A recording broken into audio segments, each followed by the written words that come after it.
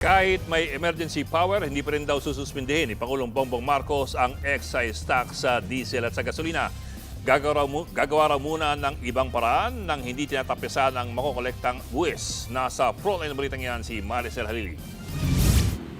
Mukhang malabo pang mangyari ang ipinapanawagan ng marami na suspensyon sa excise tax ng diesel at gasolina sa ngayon. Sabi ng Department of Finance, hindi ito kasama sa rekomendasyon ng Development Budget Coordination Committee o DBCC kay Pangulong Bongbong Marcos. Lumalabas kasi na 85% ng gumagamit ng diesel at 50% ng gumagamit ng gasolina ay mga pinakamayayamang tao sa Pilipinas. Pinakamalaking nagbabayad ng tax nito ay yung pinakamayaman.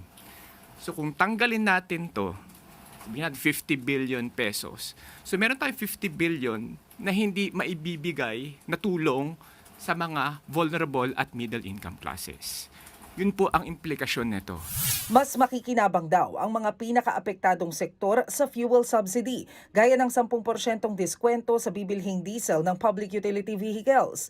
Bukod dito, tinatayang 6 na piso lang kada litro ang mababawas sa langis kapag tinapyas ang excise tax. Hindi raw ito tulad ng liquefied petroleum gas o LPG at kerosene na karamihan ng gumagamit ay mahihirap. Kaya nga ito agad ang tinanggalan ng excise tax ng Pangulo. Sa taya ng DOF, nasa 4.1 billion pesos ang mawawalang revenue o kita sa gobyerno dahil sa suspensyon ng buwis para rito. Pero kaya raw ng gobyerno na mawala ang pondong ito. Ang mas mahirap daw na mapagbigyan ang pagsuspinde sa value-added tax ng langis. Nasa 120 billion pesos daw kasi ang mawawala sa kita ng gobyerno kung VAT ang tatanggalin hanggang Disyembre.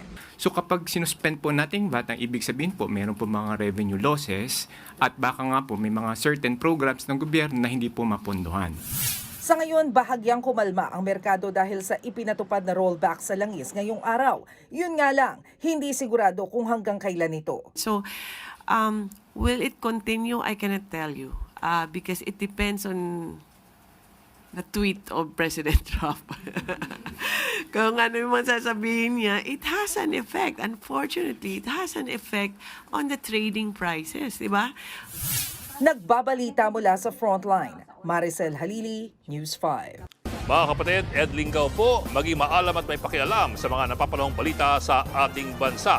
Para sa mas malilimang pagtalakay at paghimay sa mga issue at headlines, mag-follow at mag-subscribe sa social media pages ng News 5.